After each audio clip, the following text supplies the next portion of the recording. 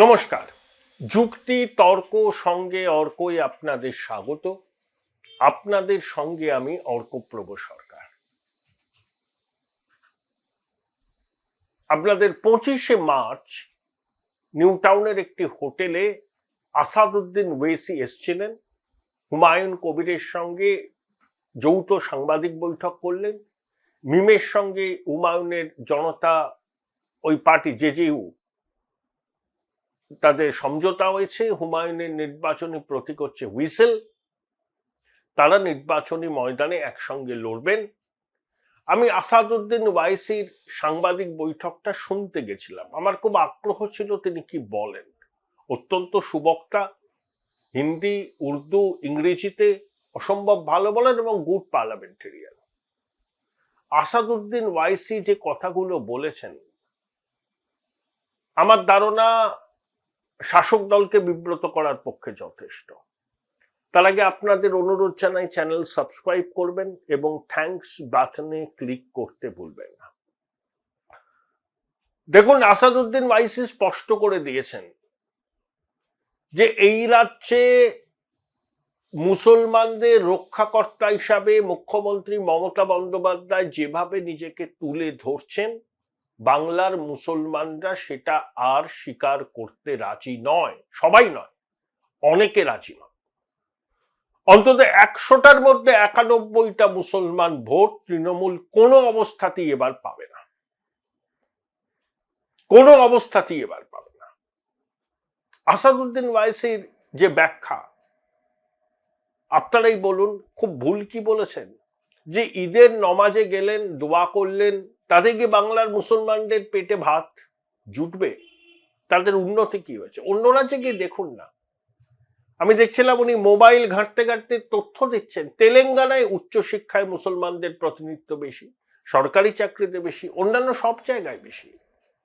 এখানে শুধু ইমাম মুয়াজ্জিমদের ভাতা ওই শাহজাহান, কাইজার, মুদাসসারের মতো স্ট্রং ম্যানদের খোলা ছুট দিয়ে দেওয়া, এরা মুসলিম সমাজের প্রতিনিধি নন। আর যে মুসলিম সমাজের আলোকপ্রাপ্ত অংশ কেন দিদিমণির পাশে নেই? কেন পদ্মশ্রী কাজী মাসুম আক্তার নেই? কেন প্রাক্তন আইপিএস কর্তা নজরুল ইসলাম নেই? কেন মিরাতুন নাহারের মতো আলোকপ্রাপ্তরা নেই দিদিমণির সঙ্গে? এই প্রশ্নটা তো বাংলার মুসলমানদের ভাবতে হবে। শুধু বিজেপির জুজু দেখাবো, বিজেপি এনআরসি করবে, তাড়িয়ে দেবে, মিথ্যা কথা বলে বছরের পর বছর মুসলমানদের ভোট ব্যাংক হিসাবে ব্যবহার করে পিসি ভাইপো ভোটের বাক্স বাড়াবেন, আর বাংলার মুসলমানদের জন্য শুধু কটা ভাতা, স্কলারশিপ আর কিছু কন্ট্রাকচুয়াল এমপ্লয়মেন্ট। সাচার কমিটির রিপোর্ট তো এসেছিল 2008-এ, তারপরে তো 18 বছর হয়ে গেল। প্রতিটি ট্রাস্ট থেকে শুরু করে অনেক ট্রাস্ট বাংলার মুসলমানদের অবস্থার সরজমিনে খতিয়ে দেখেছেন। তাতে উল্লসিত হওয়ার কিছু কারণ নেই। তারা আগে যা ছিলেন সামান্য একটু পরিবর্তন হয়েছে, কার্যত সেই তিমিরেই আছে।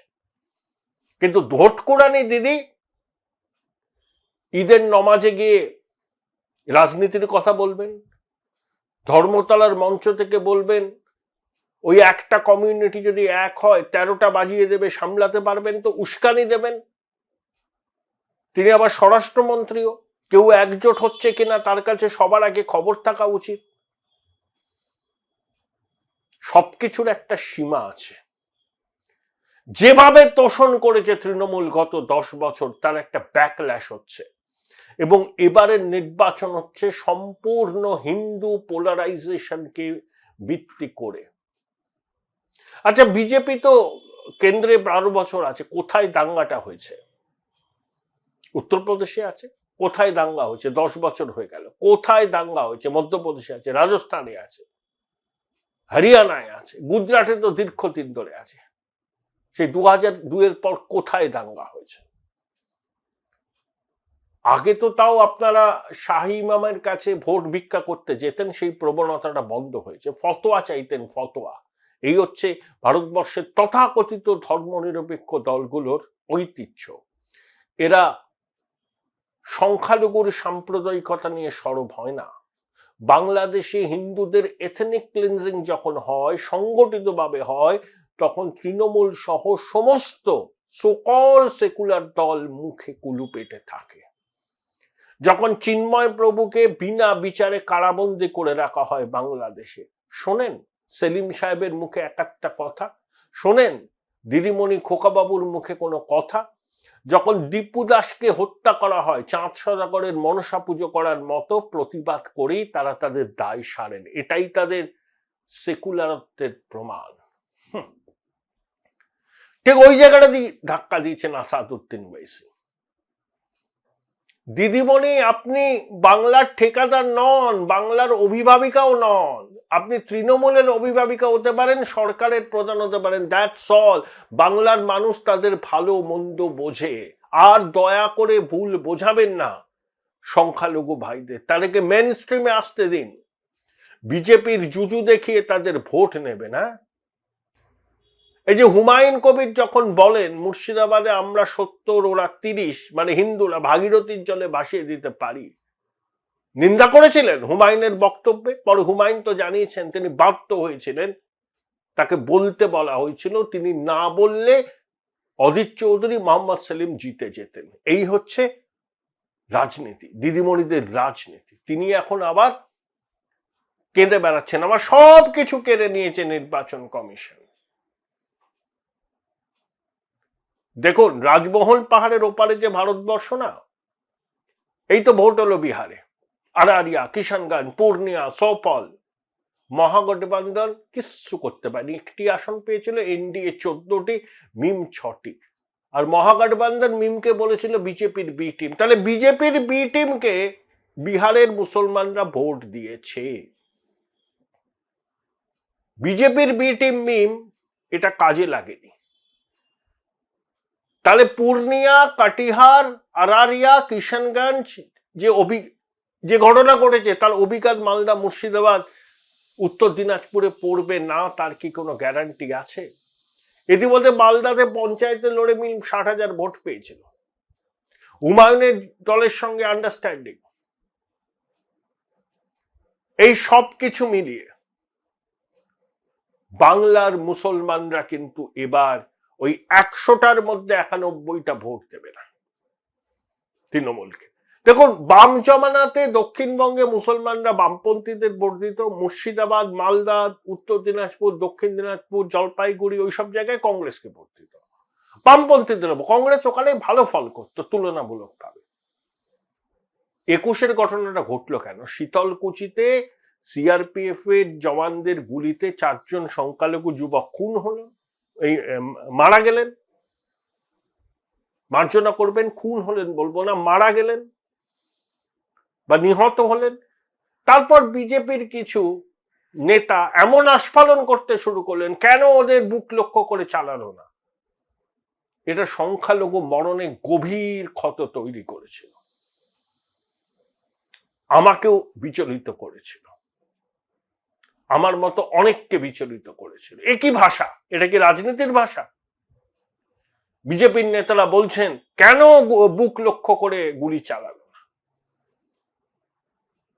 মুসলমানরা ভয় পেয়ে একজোট হয়ে তৃণমূলের পাশে এসে দাঁড়িয়েছে। তার সুফল তৃণমূল ভোটের বাক্সে তুলেছিল, কিন্তু বারবার সেটা হবে না, কোনো মতেই সেটা হবে না। এটা বুঝতে হবে, তৃণমূল মুসলমানদের রক্ষাকর্তা নয়, তাদেরকে ইউজ করছে নিজের ভোট ব্যাংক ভরাতে এবং পিসিমণি এবং খোকাবাবু ক্ষমতার মধুভাণ্ড আস্বাদন করবার জন্য। ব্যাস, বাংলার মুসলমানরা বুঝে গেছেন। এই যে ওয়াকফ সংশোধনী বিল এত তর্জন গর্জন করলেন, পিবি সেলিমকে দিয়ে নোটিশ পাঠালেন পোর্টালে আপলোড করতে হবে। বাংলার মুসলমানরা ভোলেনি, দ্বিচারিতা করেছিলেন, মুখে এক কাজে এক। দিদিমণি যা বলেন তা করেন না, যা করেন তা বলেন না, এটা বাংলার মুসলমানরা বুঝে গেছে। তাদের একটা সাইজেবল সেকশন এবার তৃণমূলের থেকে মুখ ঘুরিয়ে নেবে। দক্ষিণবঙ্গে আইএসএফ বেশ কয়েকটা আসনে ভালো লড়াই করবে, মুর্শিদাবাদ, মালদা, দিনাজপুরে কংগ্রেস, বাম এবং হুমায়ুন মিমের জোট তৃণমূলকে প্রবল চাপের মধ্যে ফেলবে। তাই একটা সংখ্যালঘু সমর্থন কিছুতেই দিদিমণি এবার পাবেন না, অন্তত মুর্শিদাবাদ থেকে কুচবিহার পর্যন্ত এবং উত্তর এবং দক্ষিণ 24 পরগনার বেশ কিছু অঞ্চলে। এই ফাটল যদি আরো বাড়ে আগামী দিনে, দিদিমণির নির্বাচনী ভাগ্য নিয়ে প্রশ্ন ওঠা শুরু হয়ে যাবে সব মহলে। বোলপুর শহরের কোলাহল থেকে মাত্র 20 মিনিট দূরেই রয়েছে সুন্দর রিসর্ট, যেখানে পেয়ে যাবে স্পেশিয়াস আর এস্থেটিক্যালি ডিজাইন রুম। তোমরা যারা গ্রুপে যাও তাদের জন্য আছে কমফোর্টেবল গ্রুপ স্টে অপশন, আর কাপলদের জন্য রয়েছে লাক্সারিয়াস সুইট রুম, তার উপর আবার ফ্ল্যাট 10% অফ। এখানে প্রকৃতির মাঝে তোমরা পেয়ে যাবে একটা সুন্দর সুইমিং পুল, ছোটদের জন্য প্লে এরিয়া আর একটা এস্থেটিক সেলফি কর্নার। প্রপার্টিটা পুরোটাই পেট ফ্রেন্ডলি, আর এখানে আছে অনেক কিউট ছোট ছোট র্যাবিটস। সকালের ব্রেকফাস্ট থেকে ডিনার পর্যন্ত পেয়ে যাবে একদম হোমলি কমফর্ট ফুড, যা এক কথায় অসাধারণ। বেঙ্গলি কুইজাইনের সাথে সাথে পেয়ে যাবে চাইনিজ আর নর্থ ইন্ডিয়ান অপশন। বিকেলে বনফায়ারের আলো, বন্ধুদের সাথে আড্ডা আর খোলা আকাশের নিচে গ্রাম বাংলার হাওয়া, পুরোটাই এক অপরূপ অনুভব। তাহলে বলো তোমরা কবে প্ল্যান করছো এই পিসফুল এসকেপটা? And don't forget to follow Miss Cupcake for more such travel updates.